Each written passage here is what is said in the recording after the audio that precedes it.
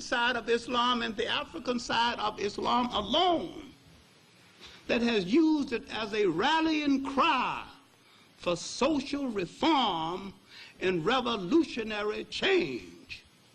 Now, in a speech at the African Poetry Theater a few weeks ago, I asked the audience, could anybody name one Arab who used Islam as a rallying cry for revolutionary change? A Senegalese student rose up and said, Gaddafi, which proved he don't know what Gaddafi is doing.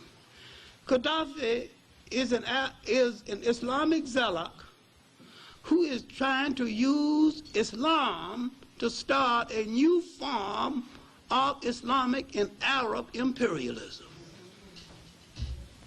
He's doing a few good things to disguise his con game. Otherwise, why would he be in Chad and Niger? He's looking for minerals, he's looking for resources, and he's backing those African countries that he can Islamize. Then why would he build a mosque in Ghana? And when Ghana wanted some money for a sewage system, he would refuse.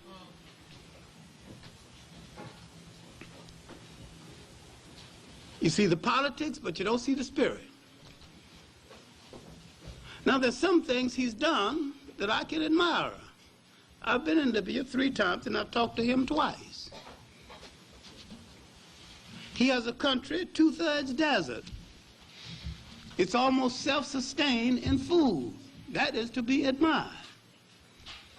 You've got African countries rich in soil, rich in forests, buying rice from Texas, and they got big rivers running through the country, and all rice needs is water, moisture. All sugarcane needs is moisture. You got them buying sugar from other countries, not making the best use of their own resources. And yet, he has made better use of his resources internally than many countries in Africa that have 10 times more resources. That's a plus for him in taking care of his people. But his external program is a form of Islamic colonialism that the African can't see. The African has got the illusion that there's somebody going to do something for them for nothing. The European and the Arab are similar.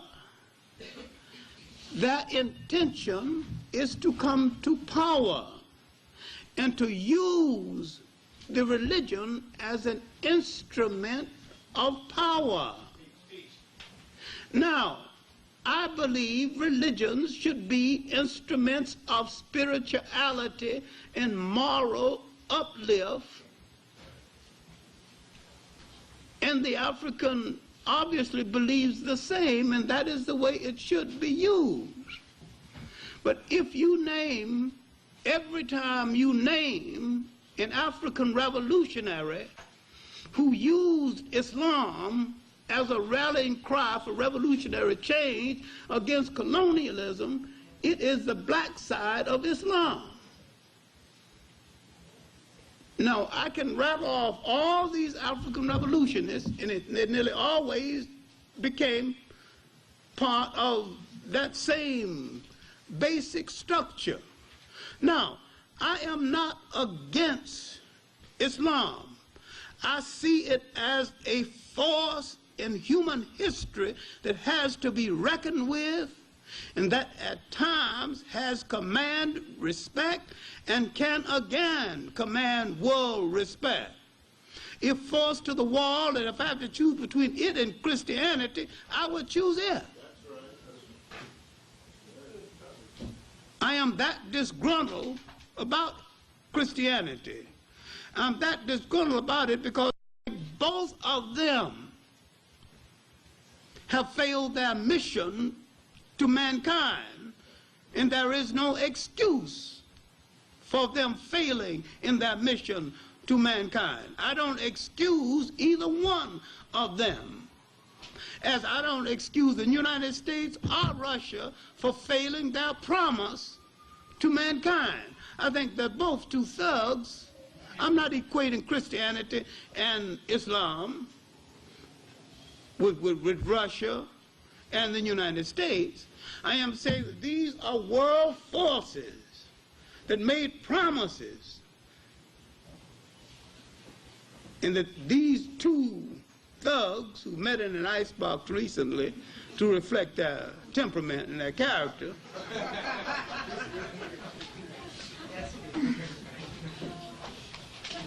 and when these forces meet, you assume that one of them on your side. You quite forget that when they meet, they are arguing about which one of them going to rule over you. All right, now, let me stick to my notes because I've got more notes than I've got time anyway. Now, my point is that we were robbed of our original religions so long ago, we have forgotten what those religions were.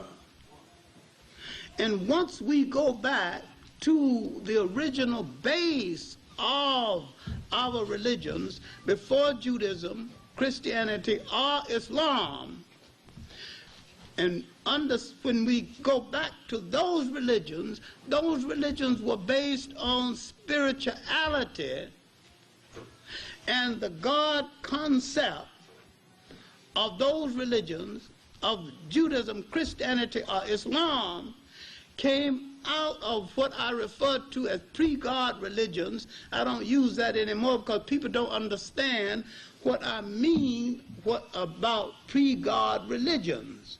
They're so accustomed to the word God, they cannot understand that there was a time when man thought of a force in the universe presiding over the universe, and while he meant God, he did not use the word God, and man had more spirituality before he consistently used the word God.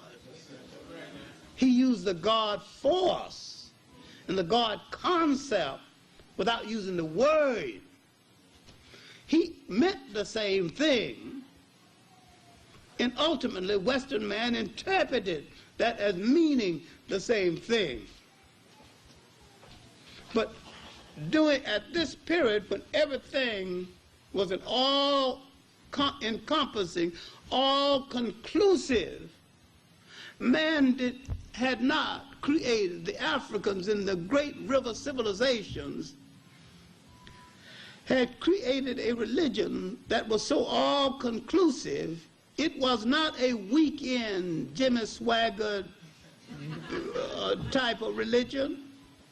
It was a kind of religion that touched your total being. It wasn't a Sunday religion, a weekend religion. It was part of your totality, your morality, your dress, your diet, your marriage, your total human being. And it dictated everything. And this is why, at this period in human history, man did not have a word for jail, because no one had ever gone to one. No word for orphanage, because no one had ever thrown away any children. No word for old people's homes, because no one had ever discarded grandma and grandpa. Man was truly religious, too religious to shirk his responsibility in any way. I'm saying that was a truly great religious period of man. But once these foreign clowns began to organize and misinterpret what the great Nile Valley African thinkers had, and began to slap names on them, and began to make political and military use of them, that's why the whole thing